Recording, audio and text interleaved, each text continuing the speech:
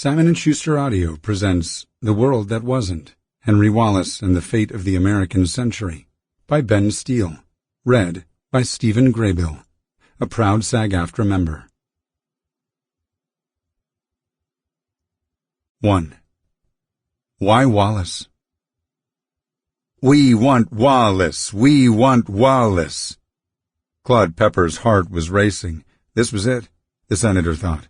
Now or never. Desperate to get the chairman's attention, he climbed on a chair, waving his state's banner. He leaped up and down, yelling, but the din smothered his voice. Someone had killed his microphone. We want Wallace! We want Wallace! From the podium, an alarmed Samuel Jackson avoided the senator's gaze. There was only one chance now. Pepper needed to reach the convention stage. He elbowed his way through the sea of chanting bodies. Delegates, reporters, and spectators turned to watch as he fought his way to the front.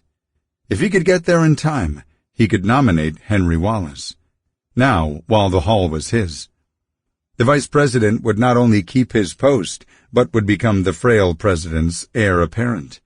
The party bosses, for all their powers of backroom dealing, could not control a frenzied crowd. We want Wallace! We want Wallace! Pepper reached the gate, barring the path to the stage. He smiled at the guard, an old friend from the railway unions. The man smiled back, opening the latch. Jackson turned to see Pepper dashing up the stairs. This was not in the script. Shaken, he turned back to the crowd. Motion made, the convention adjourned, he announced. All in favor of the motion, let me know by saying aye. Pepper neared the top step. Voices yelled back, aye! The gavel struck. Bang! Convention adjourned, Jackson yelled. Voices came back louder now. No, no, no! The following night, July 21st, 1944, it was all over. Harry Truman, the Missouri Compromise, was elected on the second ballot. He, and not Henry Wallace, would be FDR's running mate.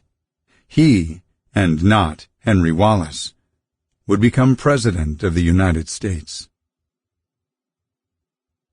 The space between history and fiction, between what was and what wasn't, can be so small, yet loom so large.